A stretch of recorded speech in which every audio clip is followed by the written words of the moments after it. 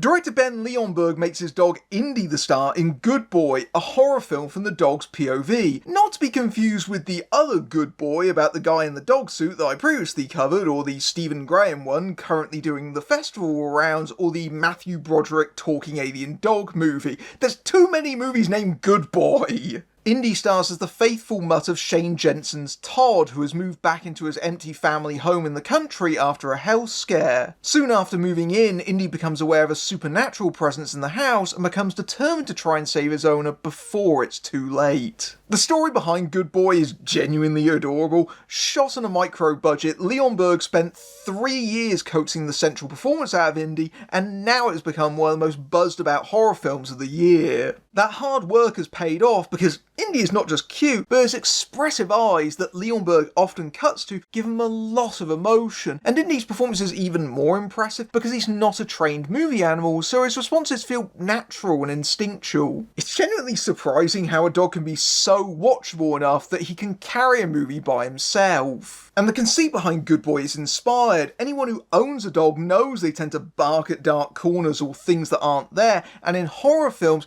their heightened senses means they're usually the first to detect a sinister presence, as well as a frequent target. And Good Boy commits to the dog's eye view for the most part by framing much of the film on Indy's level, with Todd often just out of the frame in a way that's almost reminiscent of the parents in a Peanuts cartoon. However, the dog's perspective does have limitations, and as a horror film, Good Boy isn't really that scary, and is a fairly basic and simple haunted house movie with frequent jump scares. The gimmick really is the central attraction, and Leonberg is smart enough to keep it to just a brief 72 minutes, but even then it does start to become perilously stretched towards the end of the short running time. I did find the film becomes slightly more interesting when you read it as a dog struggling to comprehend what's happening to his owner and becomes the dog's worst nightmare. Todd watches old tapes of his reclusive grandpa in horror films, and some of the scares in those clips are actually echoed later on to Indy. That theory doesn't entirely hold, as there's scenes of Todd without Indy that clearly have a supernatural presence,